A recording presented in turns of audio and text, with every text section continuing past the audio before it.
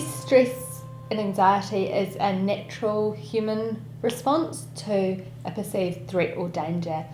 And we think of it as an evolutionary response called the fight or flight response. And it's when our body perceives a threat, like back in the day when we were cave people, it was that a tiger might come into our cave and try and eat us.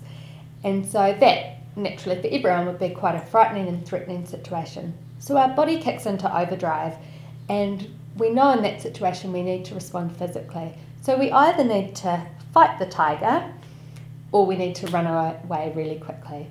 And so our body actually responds by giving us sort of super strength to be able to fight harder than we ever would normally be able to fight, or run away faster than we normally would. That's great if we need to, respond to a tiger, if we need to escape a situation. But unfortunately, the way that we've evolved means that anxiety or fight or flight response can kick in at situations where there's nothing actually to fight or run away from. So it might be that we've got lots of bills to pay, or we're having a hard time with our relationship, or we've got heaps of work stresses going on. Often people find that they kind of have that same anxiety physical response as though there's something they need to fight or run away from, but there's really nothing to do physically. And that's when kind of stress can become quite unhelpful.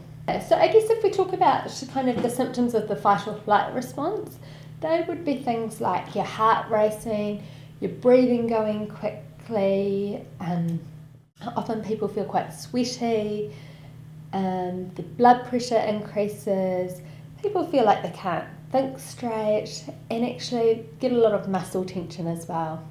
If you think about when you're needing to respond physically to something, that's really great because you need lots of strength in your muscles to respond physically. So that would be the common kind of physical response to if the fight or flight response kicks in, and actually it's exactly the same if we're feeling stressed or anxious. Those same physical changes happen. I think looking at the individual, what kind of things are making that person anxious? Is it useful to be anxious? If you're needing to run away from something, if there is a tiger, or if you're needing to run quickly to the bus, it's maybe good to have a little bit of stress or anxiety so you can have that physical response. But if it's worries about your heart, or things in your relationship, or bills, or thoughts or situations that are just making you stress quite a lot of the time, then looking at ways to manage that can be really useful.